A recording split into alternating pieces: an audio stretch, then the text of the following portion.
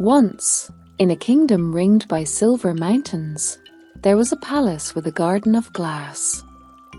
Each rose and oak was trimmed in panes that caught the light and split it into ribbons of color. In the heart of that crystalline wonder lived a princess named Snow White. Her skin held the hush of fresh snow, her hair lay dark like raven feathers, and her smile could melt the sternest winter. People said she had been born on the quietest night of the year, when even the stars seemed to listen. Snow White's days were stitched with small kindnesses. She fed sparrows that nested among the glass branches, mended the coats of palace pages, and read stories aloud to the kitchen maids until their laughter echoed like bells. The queen, her stepmother, watched these moments from behind embroidered curtains, and where admiration might have bloomed there instead grew a cold, calculating frost. The queen possessed a mirror, not ordinary, but a worthy thing of glass that answered truth with a voice. Each morning the queen asked it who was fairest. Each morning it fed her vanity like bread. On the day Snow White turned 16, the queen asked as always. The mirror's reply carried a soft, impossible name. "You are fair, my queen," the mirror said at first. "Yet there is one whose light surpasses yours, Snow White." The queen's composure shattered like a pane struck by a stone. In that silence, a plan ironed itself flat and sharp as a blade. The queen sent Snow White gifts that glittered and glowed, combs carved from moonstone, gowns woven with the faintest silver threads. Snow White accepted them with the gentle politeness of someone who believed every kindness might be true. She could not know the queen's roses were thorns disguised, nor that each gift was meant to lead her somewhere the queen herself would not have dared to go. Preparations for the winter festival filled the palace halls with music. Snow White sang as she arranged holly and candlelight, and the people loved her for the warmth she offered. The queen, meanwhile, invited hunters and stewards to the shadowed wing of the palace. She spoke of journeys to distant forests and of wild wolves, and her voice was soft as silk but hard as iron. "You will take her to the old wood," the queen instructed the chief hunter. "There, let the forest claim her." The hunter, who wore a belt of duty and pockets full of regret, swallowed. In the hush after the queen left, he found Snow White alone in the glass garden. Her hands were full of wintergreen. Her eyes, for once, were bright with a restless question.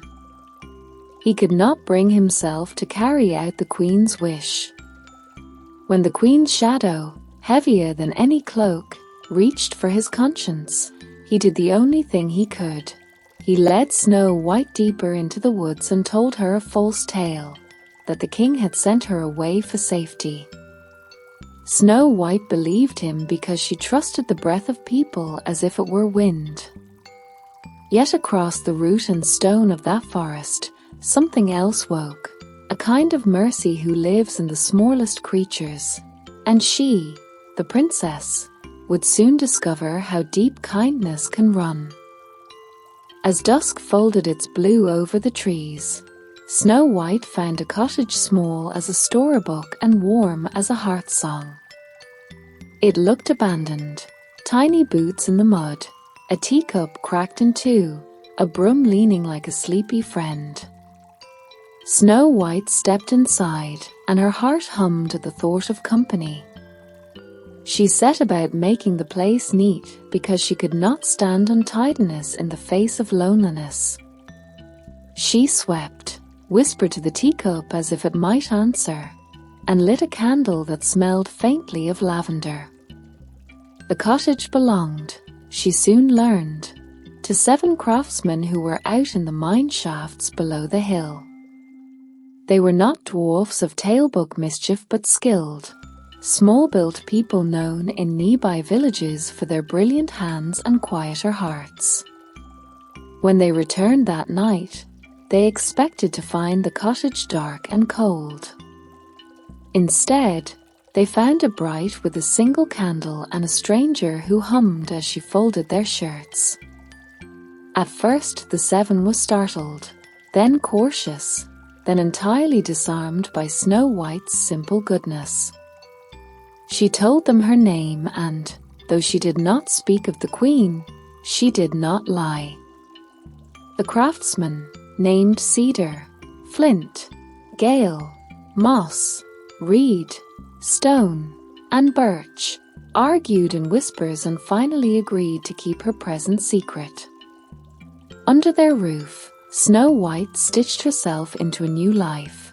She cooked, she mended, she listened to the miners' stories of underground rivers and veins of moonstone, and in return they gifted her songs and the rough comfort of honest laughter. Far away, the mirror felt the shift. Its cold glass sharpened with knowledge, and when the Queen asked it again, the truth it told would not soothe. Snow White's brightness had not dimmed, it had merely moved. Rage spread through the Queen like spilled ink. She disguised herself now, not as a noble, but as a travelling seamstress, a woman of humble dress and sharper intent. She carried with her an array of wares and wearies, a poisoned comb, a corset with laces that tightened like lies, and a red apple, glossy as a promise. When she reached the wood, birds quieted and trees leaned as if to eavesdrop. She found the cottage by following footprints filled with laughter. There, she knocked in a voice honeyed for deceit. Snow White, who believed in every open door, welcomed her without suspicion. The Queen smiled and offered a comb first. "Just a little something for your hair, child." Snow White, with hands quick to help, allowed the stranger to brush her hair. The comb snagged like sorrow and Snow White's breath hitched. Her throat tightened in a momentary sleep that mimicked death. The craftsman returned to find her still as frost on a window pane, eyes closed, a comb at her side. They raised a great lament and wrapped her in linen.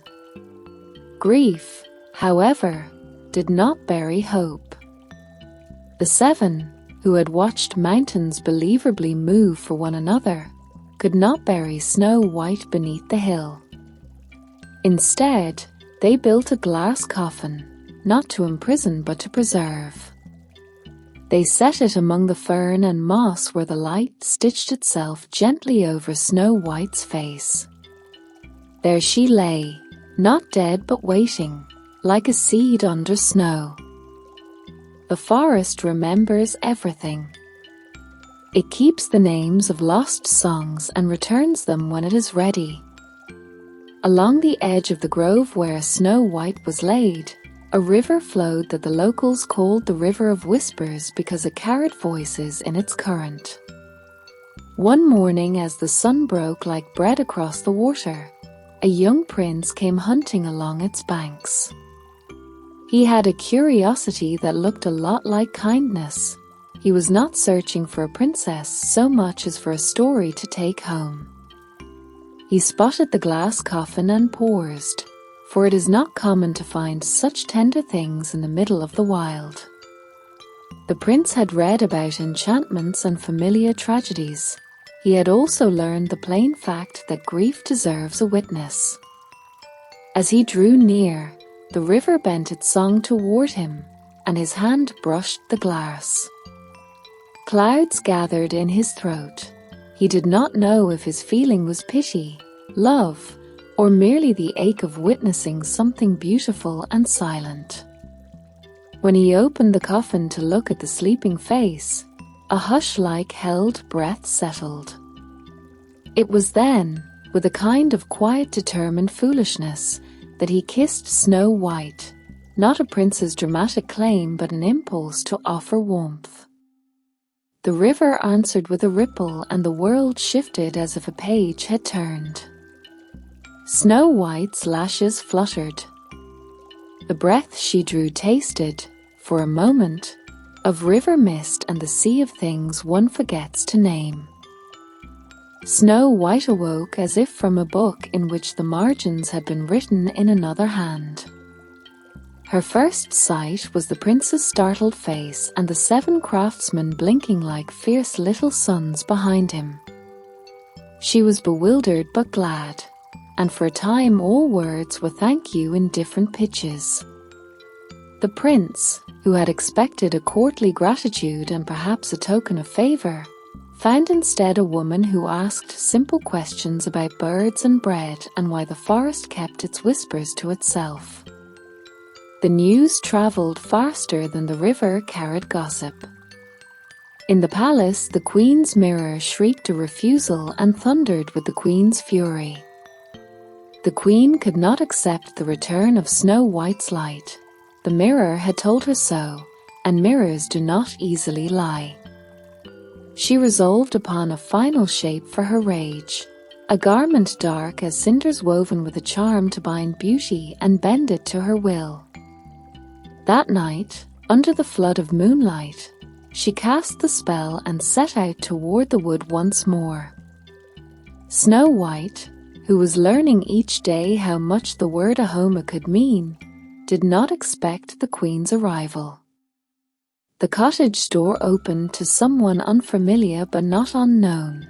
Her stepmother's face was older and harder than the last time, and her eyes glittered like icicles.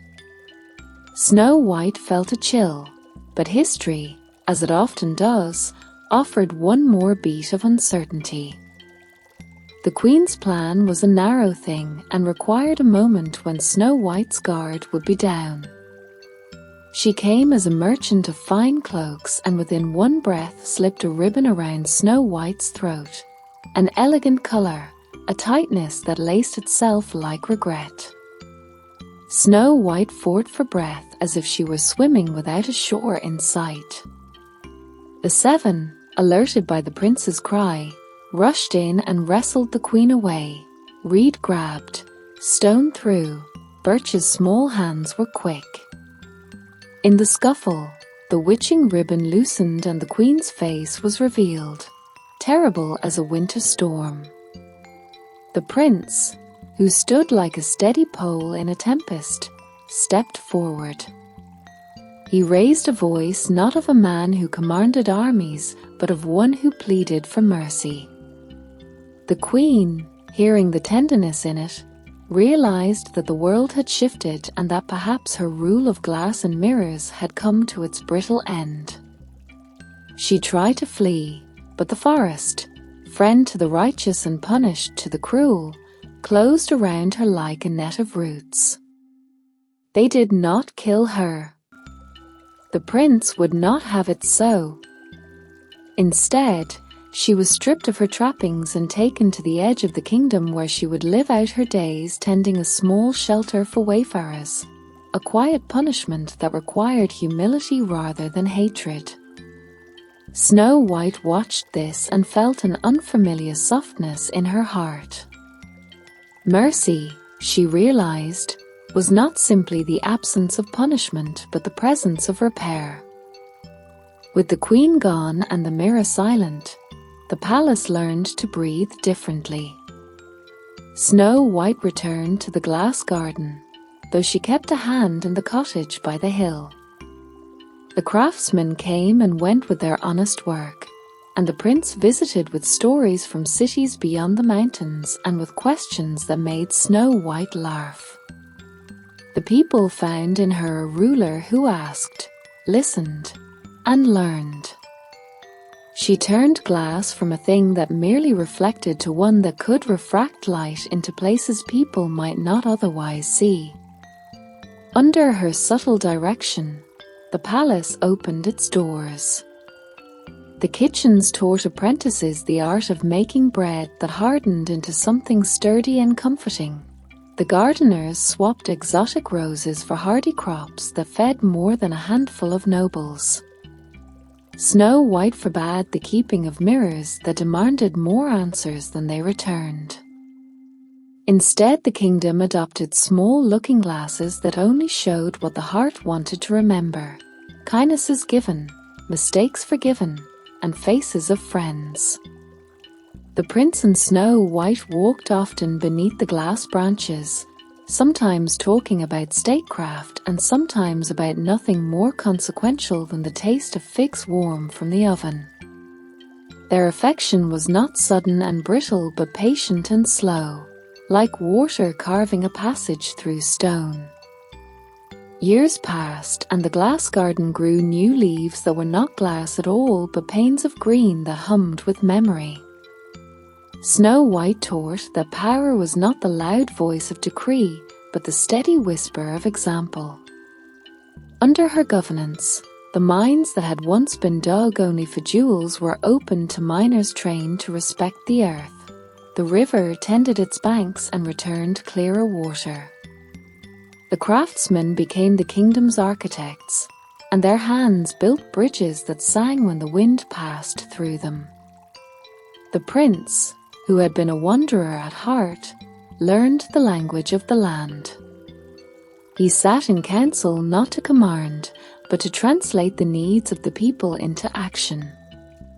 The 7 craftsmen, who had once been alone with their hammer and lamp, were knighted not for conquest but for service, and they kept a seat at the table reserved for small hands and clever fingers.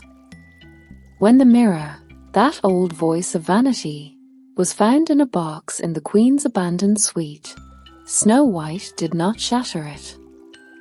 She cleaned it, wrapped it with a ribbon, and placed it in the hall of memory where children might visit and learn the danger of asking glass the wrong questions. Mirrors can tell us many things, as she would say to visiting school children, but they cannot teach us how to be kind if we do not practice it. On the first anniversary of the winter festival since Snow White's return, the palace hosted a feast not of glittering excess but of neighbours and travellers, bakers and seamstresses, miners and maids. Lanterns hung like stars reclaimed from the night, and the glass garden threw mosaics of light across faces young and old. Snow White stood beside the prince. Beside her, the 7 craftsmen carved a loaf that had been 1,000 recipes in the making. In the soft afterglow of that evening, Snow White walked alone for a little while among the glass trees. She touched a pane and felt warmth, not cold. She thought of the long sequence of small decisions that had led her here: the hunter who could not harden his heart, the craftsman who had given shelter, the prince who had kissed where a kiss was needed, and even the queen whose vanity taught others what they ought not to become. Each had played a part in the chorus of her life. The story's end, Snow White mused, was not an ending at all but a place where one could pause and look back at a path and then forward again. The kingdom breathed, content in its imperfect way, and Snow White smiled into the gathering dusk. Outside, in the woods, the river continued to whisper its patient song, carrying stories of mercy and courage and the quiet feast of ordinary lives woven into something that, when viewed from far enough above, looked very much like grace.